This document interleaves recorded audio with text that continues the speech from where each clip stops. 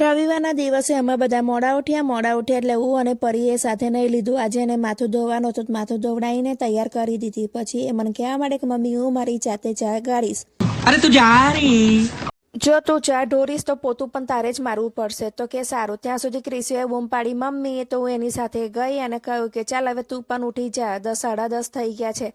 તો કે મમ્મી ના મને હજી થોડી વાર સુવા દે. મેં કહ્યું ના હજી નહીં સુવાનું, નહીં તો તું બપોરે હેરાન કરીશ. અને પરી પણ એને ઉઠાડવા આવી ગઈ અને હું ચા લઈને એની પાસે ગઈ તો એ કે મમ્મી મારે થોડું ખાવું છે, કારણ કે મોડો ઉઠ્યો હતો. એટલે પછી મેં એને પૌવા બનાવ્યા હતા, પૌવા આપી દીધા અને મેં કહ્યું કે હવે તમે લોકો ચા નાસ્તો કર્યો તો હવે કચરા પોતા કરી દઉં. તું ફટાફટ પોતું મારવા બેસી ગઈ અને પોતું માર્યા પછી અમે લોકો નીકળી ગયા મારા મમ્મીના ઘરે આણંદ જવા માટે, કારણ કે આજે અમે પરીની સાયકલ જોવા જવાના હતા અને હવે પરીની બર્થડે થોડાક સમયમાં આવવાની હતી. તો એને મને ડિમાન્ડ કરી હતી કે મમ્મી મને સાયકલ લઈ આપજે.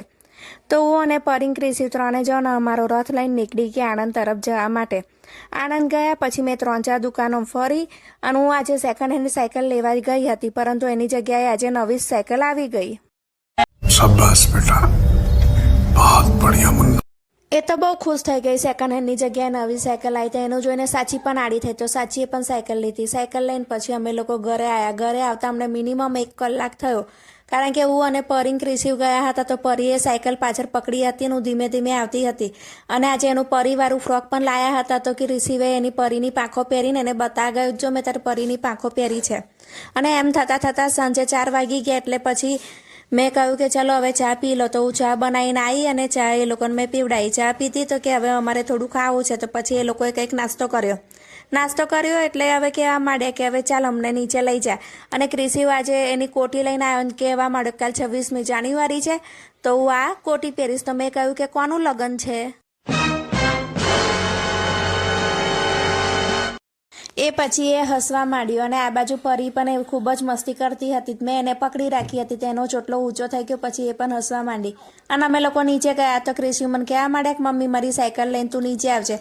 તો સાયકલ લઈને નીચે આવી એટલે એને સાયકલ ત્યાં મૂકી દીધી અને પછી હિંચકામાં બેસી ગયો, ઝૂલવા માંડ્યો. તો કે હું અને પરી હિંચકામાં ઝૂલીએ છીએ. મેં કહ્યું ખૂબ સરસ, બસ ઝૂલે જ રાખો.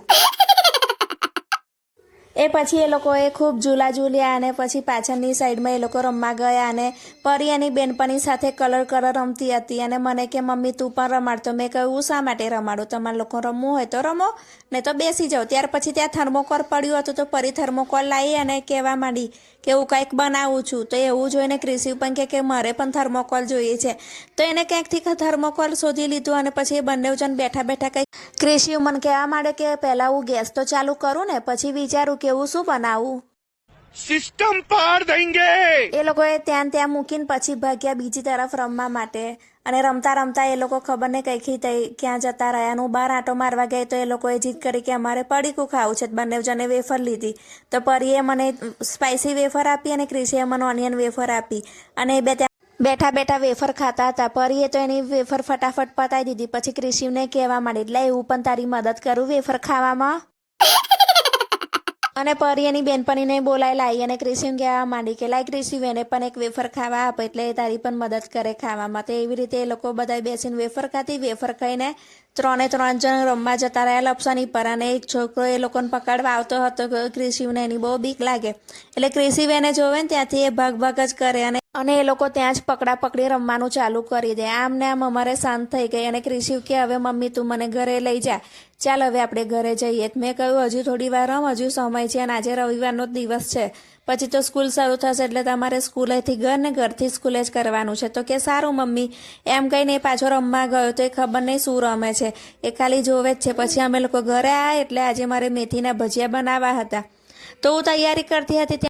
ક્રિશી વાઈન કહેવા માંડે લાઈ મમ્મી આજે ખીરું તો હું જ બનાવીશ, ગમે તે થાય. તો મેં કહ્યું સારું લે તું બનાવી. તો એને અંદર બેસનનો લોટ ઉમેર્યો અને મને કહેવા માંડે કજુ નાખો. મેં કહ્યું હા આટલામાં તો તું એક જ જણ ખાઈશ અને અમે લોકો શું ખાઈશું એટલે તું લોટ નાખ. તો એને પછી લોટ ઉમેર્યો. હવે મને કહેવા માંડે મમ્મી હવે હું શું કરું. તો મેં કહ્યું એમાં પાણી રેડ અને ખીરું બનાવીને તૈયાર કર. તો કે મમ્મી પાણી તો પેલી બાજુ છે, તું મને લઈ આપ. તો મેં પાણી લઈ આપ્યું અને બેસનનું ખીરું બનાવવા માટે બેસી ગયો અને હલાવતો હતો. તો કે મમ્મી હજુ બનાવું. તો મેં કહ્યું બનાવવાનું નથી, હજુ તો આપણે હજુ ખીરું તૈયાર કરવાનું છે. તો કે બનાવી તો દીધું. મેં કહ્યું ના, હજુ લોટ કોરો પડે છે તો હજી થોડું પાણી ઉમેરીએ. તો અમે લોકોએ પાણી ઉમેરીને આમ કરતાં કરતાં ક્રિશીએ સરસ એવું ખીરું બનાવી દીધું. તો કે મમ્મી હવે કઢાઈ મૂક અને હું કઢાઈમાં ભજીયા મૂકું. મેં કહ્યું ના, એ તો ગરમ હોય તો તું દાજી જવાય, એટલે તું ખીરું બનાવી અને થોડી વાર રેસ્ટ આપવા મૂકી દે. તો કે સારું. તો કે લાઈ મમ્મી મરચાં સમારીને મદદ કરું. મેં કહ્યું ના, એ મરચાંવાળા હાથ તું આંખે લગાવીશ તો તને લાઈ પણ બળશે. એ પછી અમે થોડી વાર એને રેસ્ટ આપવા મૂકી દીધો અને પછી મેં બનાવવાના શરૂ કર્યા. પહેલી ડીશ બનાવી અને મેં ક્રિશિવને આપી અને ક્રિશિવ ખાવા બેસી ગયો. પછી ફરીવાર બીજી ડીશ બનાવી તો મેં પરીને આપીને એની સાથે મેં ધાણા ફુદીના મરચાંની અને દલિયાવાળી ચટણી બનાવી હતી, એ ચટણી પણ આપી અને જોડે છાશ પણ લીધી. પણ છાશ લેતા લેતા એ લોકોએ આખા ઘરમાં છાશ ઢોરી. એ પછી ફરી મારે કામ વધી ગયું અને મેં એ બધું કામ પતાવ્યું. પછી ફરી ભજીયા બનાવવા બેઠી. પછી અમે લોકોએ પણ ખાઈ લીધા અને અમારો આજનો દિવસ આમ જ પૂરો થયો. તો મિત્રો, તમને આજનો મારો વ્લોગ કેવો લાગ્યો એ મને અવશ્ય જણાવજો.